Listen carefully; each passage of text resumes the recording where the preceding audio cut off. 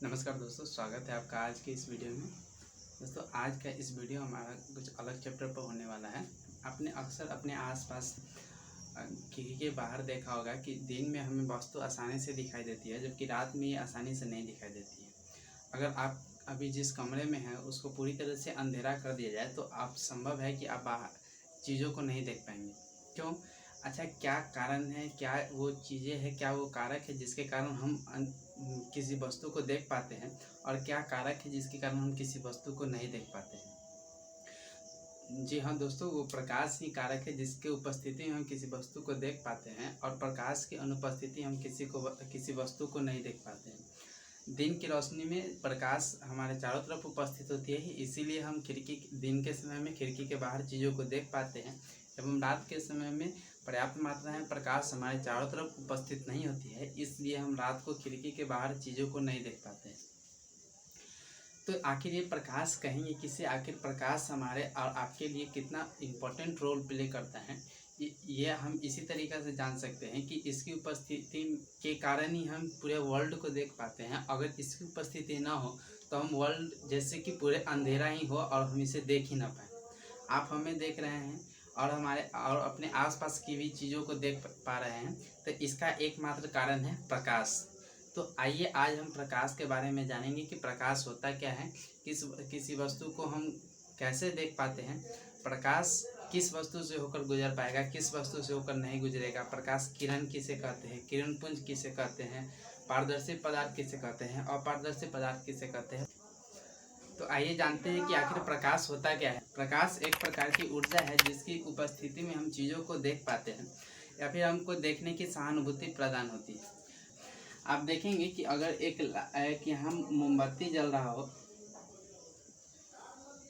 और अगर हम इसे एक सीधा कार्डबोर्ड से देखेंगे तो ये आसानी से दिखाई देता है, लेकिन अगर हम इसे बीच से इस कार्डबोर्ड को मोड़ देते हैं तो ये संभव है कि यह हमें चीज़ें नहीं दिखेगी। क्यों नहीं देखेगी? क्योंकि जब ये सीधा था तो इससे सीधा प्रकाश आ रहा था और सीधा हमारे नेत्र तक पहुंच रहा था, लेकिन यहाँ से प्रकाश आने के बाद यहाँ मुड़ना पड़ रहा है और इधर डायरेक्ट नहीं दिख रहा है, यहाँ से मुड़ना पड़ रहा है और प्रकाश हमेशा सीधी रेखा में गमन कर रही है, इसलिए यहाँ से हमको ये दिखाई नहीं देगा।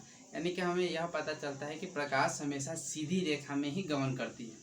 वहाँ जहाँ हवा भी उपस्थित न हो तो उस स्थिति को हम लोग निर्वात कहते हैं, अर्थात जहाँ निर्वात हो तो वहाँ ध्वनि नहीं पहुँच सकता है, लेकिन अगर निर्वात हो तो वहाँ प्रकाश पहुँच सकता है। यानी प्रकाश हर एक माध्यम में जा सकता है। प्रकाश के गमन के लिए किसी खास माध्यम की आवश्यकता नहीं होती है। प्रकाश सभी माध्यमों में गमन करता है और अलग अलग माध्यम में प्रकाश की चाल भी अलग अलग होती है। जैसे हवा, निर्वात और हवा में लगभग एक ही चाल होता है और वह है 3 × 10⁸ मीटर प्रति सेकेंड। उसी तरह जल में प्रकाश की चाल होता है 2.25 × 10⁸ मीटर प्रति सेकेंड। इसी तरह अलग अलग माध्यम में प्रकाश की चाल अलग अलग होती है।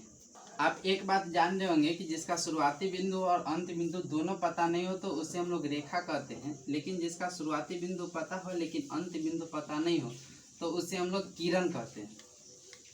आप यहाँ देख सकते हैं कि यहाँ शुरुआती बिंदु पता है लेकिन यह कहाँ तक जाएगा इसका कोई पता नहीं है, तो यह किरण हो गया। चूँकि यह किरण प्रकाश की है इसीलिए हम लोग इसे प्रकाश किरण कहते हैं। तो प्रकाश किरण किसे कहेंगे? तो प्रकाश के सरल रेखे पथ को हम लोग प्रकाश किरण कहते हैं। और जब ये किरण झुंड में होता है, किरण या जब समूह में होता है तो इन समूहों को हम लोग किरण पुंज कहते हैं। तो किरण पुंज किसे कहेंगे? तो प्रकाश किरण के समूह को किरण पुंज कहते हैं। ये किरण पुंज 3 प्रकार के होते हैं। इसमें से पहला किरण पुंज होता है जिसमें सभी किरण एक दूसरे के समांतर होते हैं, तो इसे समांतर किरण पुंज कहते हैं।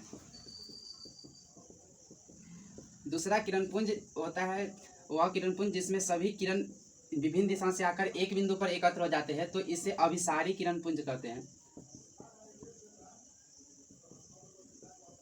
और तीसरा जिसमें एक बिंदु से निकलकर और विभिन्न दिशा में चला जाता है, तो इस प्रकार के किरण पुंज को अपसारी किरण पुंज कहते हैं। आपने अपने आसपास अक्सर ऐसा वस्तु देखा होगा जिसमें कुछ वस्तु ऐसा होता है जो अपने आप से प्रकाश उत्पन्न करता है और कुछ वस्तु ऐसा होता है जो अपने आप से प्रकाश उत्पन्न नहीं करता है। तो वे सभी वस्तु जो अपने आप से प्रकाश उत्पन्न करता है उससे दीप्त वस्तु कहते हैं, और वे सभी वस्तु जो अपने आप से प्रकाश उत्पन्न नहीं करता है उससे अदीप्त वस्तु कहते हैं। दीप्त वस्तु अपने आप से प्रकाश उत्पन्न करेगा और अदीप्त वस्तु अपने आप से प्रकाश उत्पन्न नहीं करेगा। जैसे जुगनू, बल्ब, मोमबत्ती, ये सब अपने आप से प्रकाश उत्पन्न करता है, तो ये सभी दीप्त वस्तुएं कहलाएगी। और हमारे आपके आसपास की कुर्सी, किताब, ईंट, दीवार, घर, ये सब प्रकाश उत्पन्न नहीं करता है, तो इन सभी वस्तुओं को अदीप्त वस्तु कहेंगे। इसके अलावा आप देखे होंगे कि कुछ वस्तु ऐसा होता है जिसके आर पर वस्तु दिखाई देती है, कुछ ऐसा वस्तु होता है जिसके आर पर दिखाई वस्तु नहीं देती है, और कुछ ऐसा वस्तुएं होते हैं, ऐसा पदार्थ होते हैं जिसके आर पर आंशिक मात्रा में प्रकाश दिखती है और नहीं, कुछ मात्रा में दिखती है और कुछ मात्रा में नहीं दिखती है। ठीक है, जिसके आर पार हम लोग वस्तु को आसानी से देख लेते हैं उसे पारदर्शी पदार्थ कहते हैं। जिसके आर पार की वस्तु को हम लोग आसानी से नहीं देख पाते हैं उसे अपारदर्शी पदार्थ कहते हैं।